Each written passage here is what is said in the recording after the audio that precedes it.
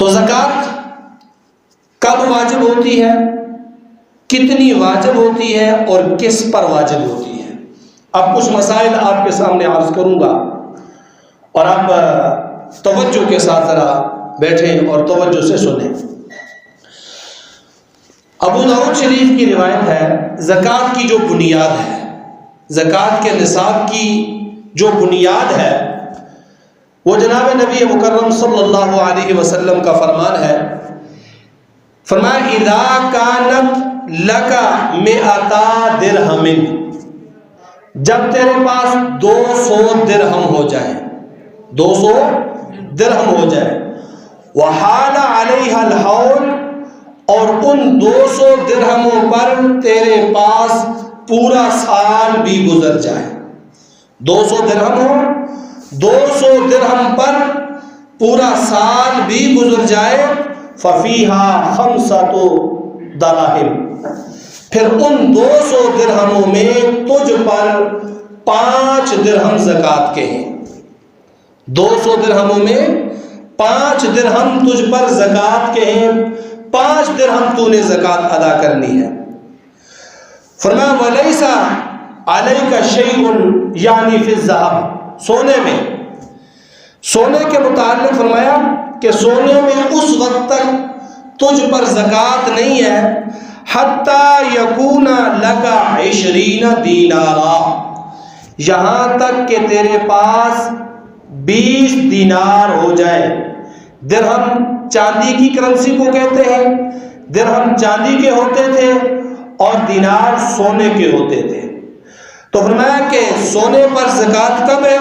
حتی یکون لکا 20 یا 20 دینارا، یہاں تک کہ تیرے پاس 20 دینار ہو جائے۔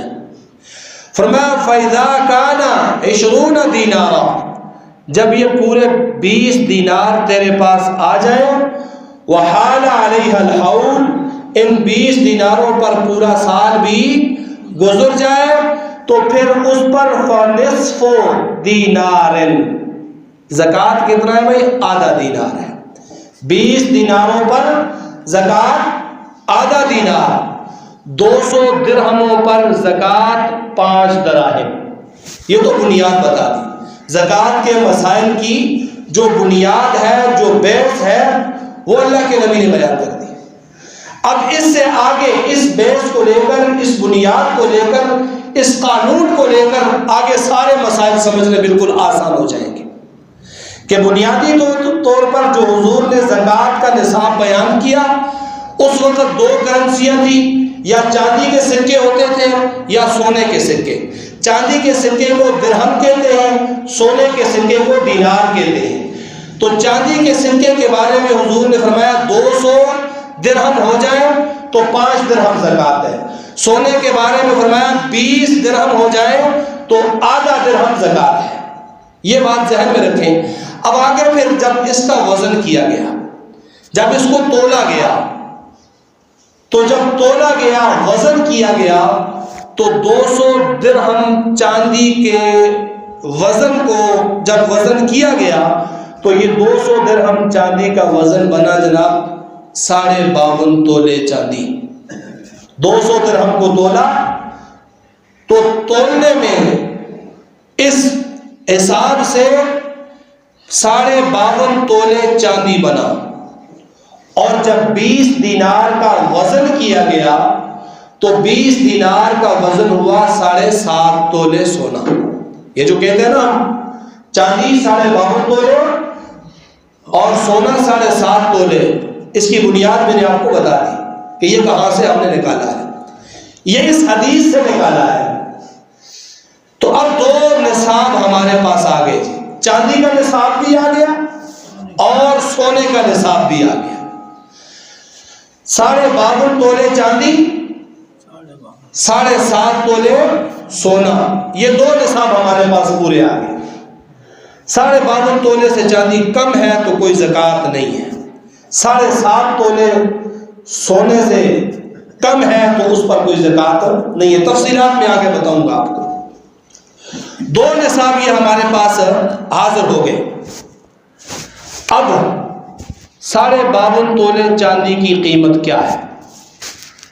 تو آج کل تو بالکل آسان ہے، پہلے سنیار کے پاس جا کر پوچھنا پڑتا تھا، اب تو یہ موبائل پاس ہے، گوگل کھولیں اور اس پر لکھ لیں 1 تولہ silver rate today in Pakistan, یعنی پاکستان میں آج چاندی کے تولے کا کیا ریٹ ہے۔ تو چاندی کے تولے کا ریٹ آپ کے سامنے اپنے گھر میں موبائل کے اندر آپ کی اسکرین پر آ جائے گا۔ جو 1 تولے کا ریٹ ہے اس کو 52 پر ضرب دے دیں تو مجموعی جو رقم ہوگی وہ رقم آپ کے نقدی کا نصاب ہوگا۔ مثال کے طور پر آج میں نے وہ کیا تھا تو 10 گرام چاندی کی قیمت 2866 روپے آج کے دن، اور تولہ میں چاندی جو ہے وہ 3344 روپے۔ 1 تولہ چاندی آج کے دن پاکستان میں ہے 3344 روپے میں۔ اب اس 3344 کو ضرب دیں 52.5 کے ساتھ تو آپ کے پاس جواب آئے گا 1,75,560 روپے۔ 1,75,560 روپے آج کے دن میں 52.5 تولے چاندی کی قیمت ہے۔ اور اب آپ اپنی نقدی کو دیکھ سکتے ہیں کہ نقدی جو ہمارے پاس ہے وہ اتنی ہے، اس پر سال گزر گیا ہے تو آپ صاحب نصاب ہیں، آپ کے پیسوں پر زکوٰۃ واجب ہے۔ 1,75,000 روپیہ 1,80,000 روپیہ اگر آپ کے پاس ہے، اس پر سال گزر گیا تو آپ صاحب نصاب ہیں، آپ پر زکوٰۃ واجب ہے۔ 3 چیزیں میں نے بتا دی، سونا بھی بتا دیا، چاندی بھی اور نقدی بھی۔ چوتھا جو زکوٰۃ کا مال ہے، زکوٰۃ 4 مالوں پر ہے، سونا، چاندی، نقدی، اور چوتھا ہے مال تجارت۔ چلو مال تجارت کی طرف تھوڑا بعد میں آتے ہیں، پہلے اس میں تھوڑی سی اور اس کی توضیح کر لیتے ہیں۔ کسی آدمی کے پاس 52 تولے 52.5 تولے چاندی ہے یا 7.5 تولے سونا ہے، اس کے علاوہ اس کے پاس کوئی مال نہیں ہے، 100 روپیہ بھی اس کے پاس نہیں ہے، کچھ بھی نہیں ہے، اس کا اپنا مال تجارت بھی نہیں ہے، اس کے پاس کوئی سونے چاندی کی انگوٹھی بھی نہیں ہے اس کے علاوہ، تو پھر زکوٰۃ تب ہوگی جب 7.5 تولے سونے پورا ہوگا یا 52.5 تولے پورا ہوگا۔ لیکن اگر اس کے پاس جو دوسرے مال ہیں، کیونکہ مال زکوٰۃ 4 قسم کے ہیں، سونا، چاندی، نقدی، مال تجارت۔ سونا چاندی تو اس کے پاس کم ہے، چاندی تو آج کل کسی کے پاس الا ماشاءاللہ، سونا 7.5 تولے سے اگر اس کے پاس کم ہے، لیکن اس کے پاس یہ جو دوسرے 2 مال ہیں ان میں سے بھی کچھ موجود ہے، نقدی کچھ موجود ہے، مال تجارت کچھ موجود ہے، تو یاد رکھیں پھر ان دونوں جنسوں کو ملایا جائے گا۔ پھر آپ کے لیے نصاب 7.5 تولے سونا نہیں ہے، کیونکہ دوسری جنس ساتھ آ گئی اور وہ بھی مال زکوٰۃ میں سے ہے، جب وہ ساتھ آ گئی تو دونوں جنسوں کو ملایا جائے گا۔ 1 تولہ سونا ہے، صرف 1 ہی ہے اس کے پاس، اگر اور کچھ بھی نہیں ہے تو زکوٰۃ نہیں ہے۔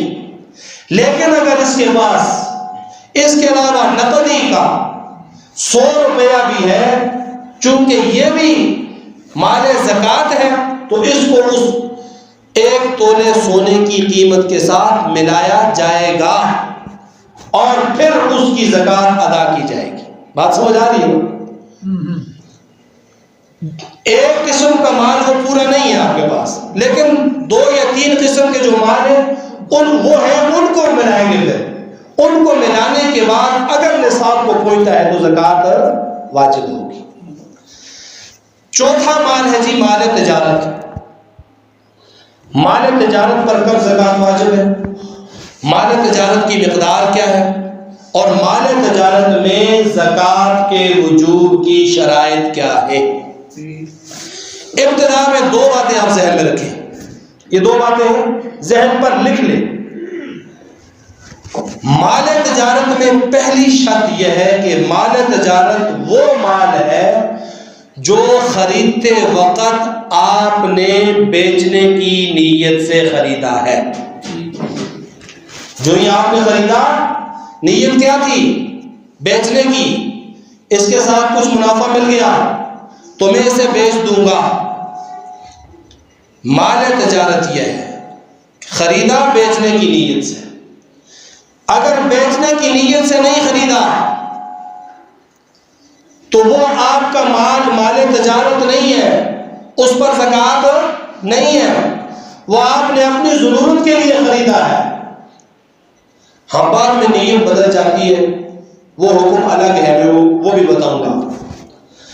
تو مال تجارت پر زکوٰۃ کے وجوب کی پہلی شرط یہ ہے جو مال آپ نے خریدا وہ بیچنے کی نیت سے خریدا، چاہے وہ دکان کا سامان ہے، چاہے وہ پلاٹ ہے، چاہے وہ گاڑی ہے، چاہے وہ کوئی اور جنس ہے، آپ نے خریدا ہے بیچنے کی نیت سے، یہ مال تجارت پہلی شرط۔ اور دوسری شرط، وہ نیت بہرحال قائم ہے۔ خریدا تو تھا جی تجارت کی نیت سے، خریدا تھا بیچنے کی نیت سے، پلاٹ تھا، مل رہا تھا منافع پر، اچھی قیمت تھی، لے لیا، سوچا کہ چلو لے لیتا ہوں، اچھا بک جائے گا۔ گاڑی تھی، وہ لے لی بیچنے کی نیت سے کہ 40-50 ہزار مجھے نفع ملے گا تو بیچ دوں گا۔ لیکن جب آپ نے وہ چیز لی، ذہن میں رکھیں، لی ہے آپ نے بیچنے کی نیت سے، اور جب آپ کے پاس آئی تو وہ چیز آپ کو پسند آ گئی، آپ نے کہا یہ بیچنے والی نہیں ہے، میں اسے رکھ لیتا ہوں، میں اسے رکھ لیتا ہوں، گاڑی یہ خود استعمال کر لیتا ہوں، مکان خریدا تھا بیچنے کے لیے لیکن پسند آ گیا، اچھا ہے خود رہوں گا اس میں۔ زمین کا کوئی ٹکڑا خریدا بیچنے کے لیے تھا، لیکن خریدنے کے بعد کہا یار اچھا ہے، یہ گھر کے پاس ہے، یہ میرے فائدے کا ہے، نیت بدل گئی تو تب بھی اس پر زکوٰۃ نہیں ہوگی، تب بھی اس پر زکوٰۃ نہیں۔ دو شرطیں میں نے بیان کی مال تجارت کی، خریدا بیچنے کی نیت سے، اور اب تک بیچنے کی نیت اس پر برحال ہے، بیچنے کی نیت پر قائم ہے، اس پر زکوٰۃ ہوگی، یہ مال تجارت ہے۔ نیت بدل گئی تو یہ مال تجارت کے حکم سے نکل آئے گا، یہ آپ کے استعمال کی چیز ہوگی، اور ذاتی استعمال کی کسی بھی چیز پر کوئی زکوٰۃ نہیں ہے۔ جناب نبی مکرم صلی اللہ علیہ وسلم کا فرمان ہے، لیس علی المسلم علی فرسہ وعلی عبدہ صدقۃ، کسی بھی مسلمان پر اس کے گھوڑے اور اس کے غلام کی زکوٰۃ واجب نہیں، یہ اصول ہے، یہ قانون ہے کلیہ۔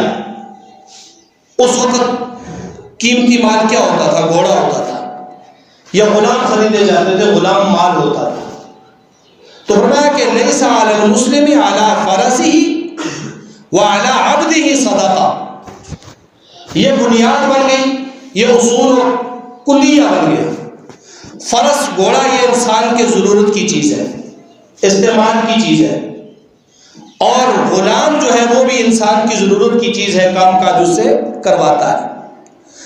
اب اس گھوڑے اور غلام پر سارے مسائل کو متفرق کر دیں۔ آپ نے گاڑی خریدی ہے اپنے استعمال کے لیے، کوئی زکوٰۃ اس میں نہیں ہے۔ آپ نے مکان خریدا ہے اپنی رہائش کے لیے، کوئی زکوٰۃ اس میں نہیں ہے۔ آپ نے زمین خریدی ہے اپنی ضرورت کے لیے، کوئی زکوٰۃ اس میں نہیں ہے۔ جتنی بھی چیزیں آپ کے ذاتی استعمال کی ہیں ان پر زکوٰۃ نہیں، ذاتی استعمال کی کسی چیز پر زکوٰۃ نہیں ہے، یہ مال تجارت نہیں ہے۔ مال تجارت وہ ہے جس طرح میں نے بتایا جو بیچنے کی نیت سے خریدا اور پھر اس نیت پر وہ قائم ہے سال کے آخر تک، سال گزر گیا اسی نیت پر، پھر زکوٰۃ واجب ہے اس شخص پر۔ اور نیت بدل گئی، حکم بدل گیا۔ اور اگلی چیز، مال تجارت، ایک آدمی دکان بناتا ہے، فیکٹری بناتا ہے، کارخانہ بناتا ہے۔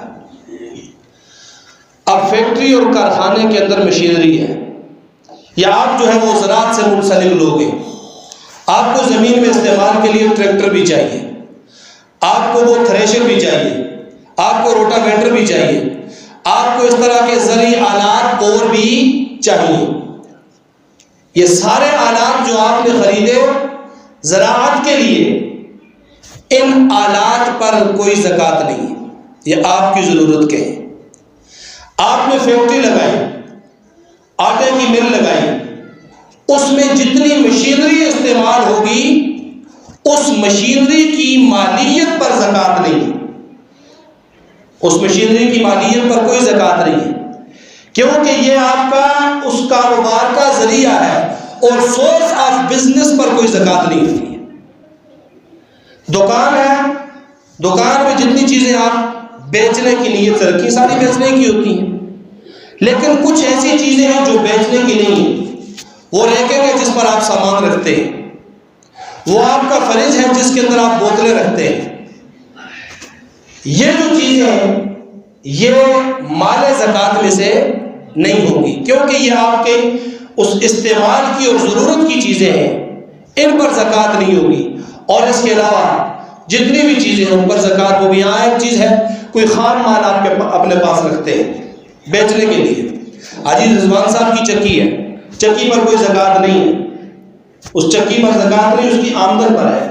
لیکن اگر اس نے خرید کر رکھا ہے خام مال گندم 100 من 200 من 400 من خرید کے رکھی ہے اور اسے پیس کر یہ بیچے گا تو اس پر زکوٰۃ ہوگی۔ یہ میں نے مثال دی، یہ مال تجارت ہے۔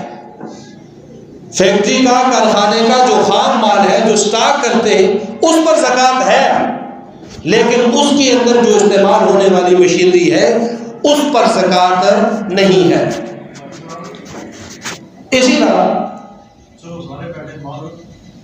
مال کی استعمال کرنے پہ درست ہے، وہ استعمال ہی کر وہ کار ایک بیٹھا رکھے ہیں، سارے دار ہیں کھڑا کھڑا رکھے ہیں، کیونکہ قیمت تعین نہیں کوئی نہیں کی تو پر کتنا ہے بکسی، لیکن اصل مطلب کہ پرافٹ مایا رکھے ہیں، اس کا کیا آج اس کی طرف آ رہا ہوں۔ تو مال تجارت، جانور آپ نے گھر کے اندر رکھا ہوا ہے اس نیت سے کہ میں قربانی پر اسے بیچوں گا، اس نیت سے رکھا ہوا ہے، تو یہ مال تجارت ہے۔ یہ کیا ہے؟ مال تجارت ہے۔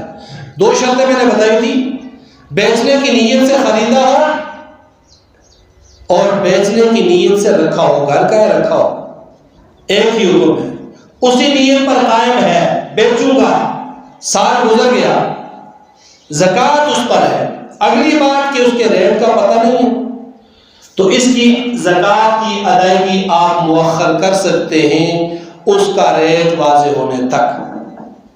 جب اس کا ریٹ واضح ہو گیا، پیسے ہاتھ میں آ گئے، اس وقت جو ہے وہ اس کی زکوٰۃ ادا کر دی جائے۔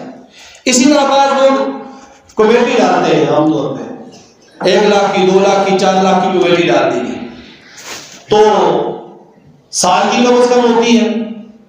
اب اس کے پاس جو نصاب ہے جو موجود ہے اس کی تو وہ زکوٰۃ ادا کرتا ہے، لیکن جو کمیٹی کے وہ پیسے جمع ہیں، 4 5 10 کمیٹیاں جمع ہو گئی ہیں، ابھی اس کی کمیٹی نکلی نہیں ہے لیکن وہ اگر جمع ہے تو اس پر بھی زکوٰۃ واجب ہے۔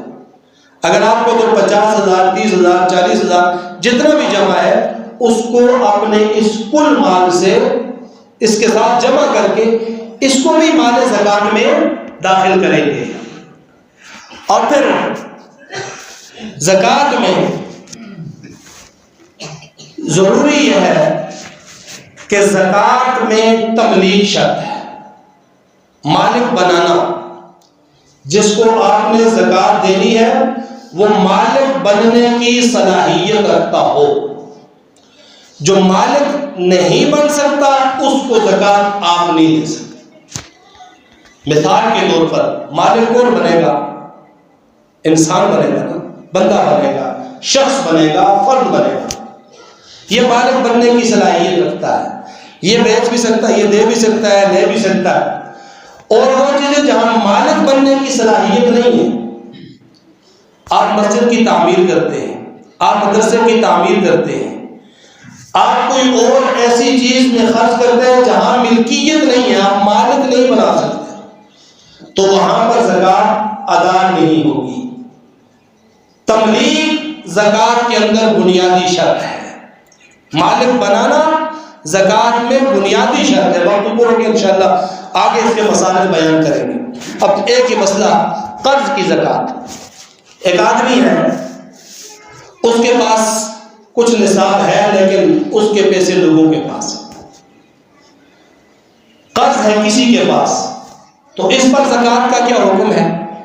اس پر زکوٰۃ کا یہ حکم ہے، اگر قرض وہ آپ کو امید ہے وہ بندہ دے دے گا، مہینے بعد 2 بار 4 بار وہ دے دے گا، سال کے اندر اندر مجھے دے دے گا، آپ کو یقین ہے، امید ہے، تو وہ قرض بھی آپ کے پاس موجود مال کے ساتھ شمار کر کے اس قرض کی زکوٰۃ ادا کی جائے گی. ہاں اگر ایسا قرض ڈوبا ہوا ہے، سال 2 سال 3 سال گزر کے دیا نہیں ہے، تو اب امید نہیں ہے وہ دے گا یا نہیں دے گا، فی الحال اس قرض پر زکوٰۃ واجب نہیں. جب مل جائے تو سارے سالوں کے پیچھے زکوٰۃ وہ دے گا، سارے سالوں کی.